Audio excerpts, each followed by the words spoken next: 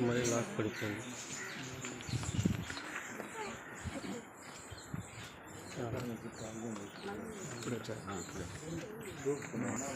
Fan ఆపేదా?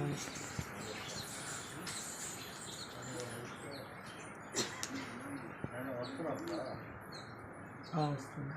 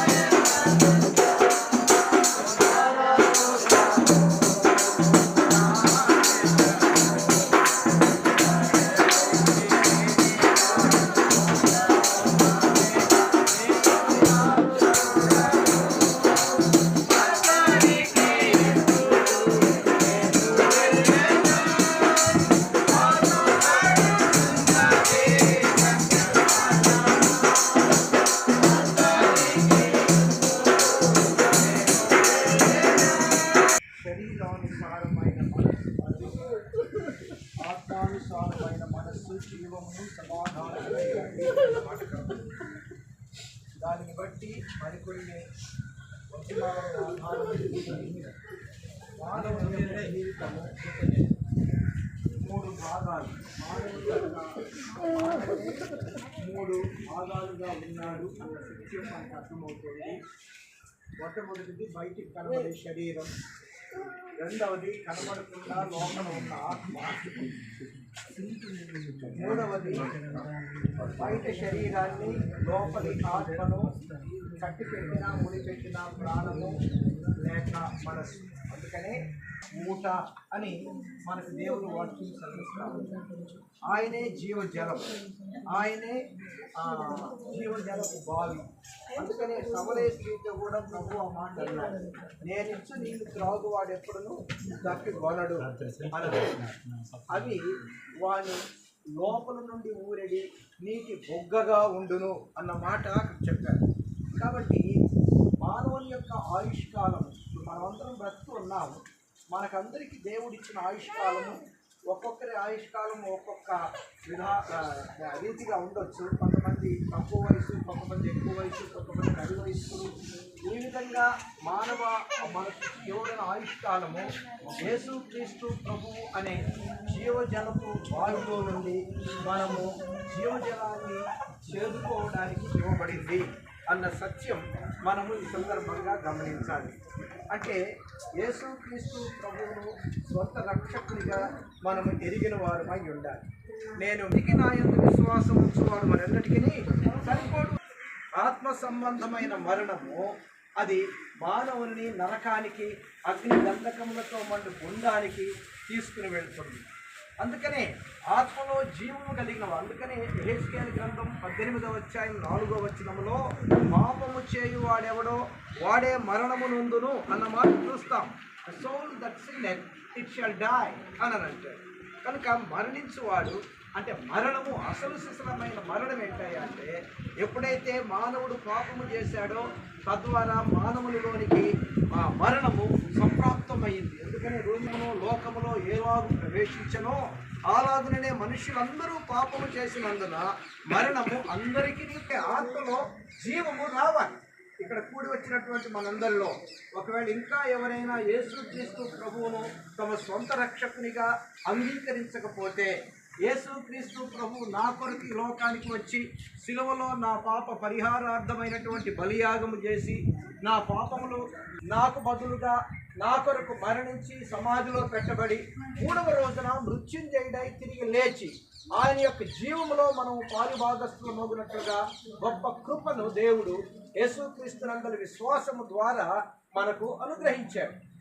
ఆ విధంగా ఎవరైతే యేసుక్రీస్తునందు విశ్వాసం ఇచ్చారో వారు నిత్య జీవము కలిగిన వారు. అందుకనే యోహాను సువార్త 5వ అధ్యాయం 24వ వచనములో యేసుక్రీస్తు ప్రభువారు అన్నారు, నా మాట విని నన్ను పంపిన వాని యందు విశ్వాసం ఉంచువాడు నిత్య జీవము గలవాడు.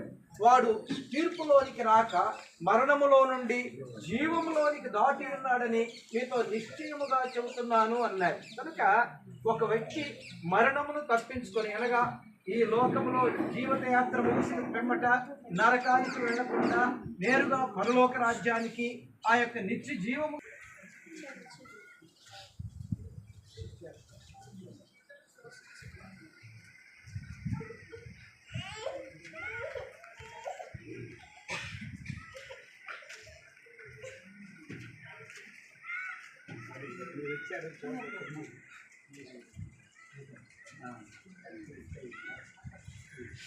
ఎంతో వాక్యం ఉన్నాం కదా, దేవుని సేవకులు చక్కగా మనకి వివరించారు. ఇమ్మానుయేలు గురించి మనం ఇంకా స్తుతించాలి. దేవుని సేవకులు చెప్పినట్లుగా మనము ప్రభువుని స్తుతించి, ఆయన ఎంతో నమ్మకంగా దేవుని కొరకు జీవించాడు, విశ్వాసాన్ని కాపాడుకున్నాడు, ఈ లోకాన్ని విడిచి ఆయన కొరకు ఏర్పాటు చేయబడినటువంటి పరలోక రాజ్యంలోనికి వెళ్ళాడు. కాబట్టి ఈ లోకంలో ఉంచిన మనము ఎలాగ జీవిస్తున్నాము అని, నదినాయు గడ్డి వలె ఉన్నది, అడుగు ఊపినట్టు అడుగును, దాని మీద గాలించగలదు.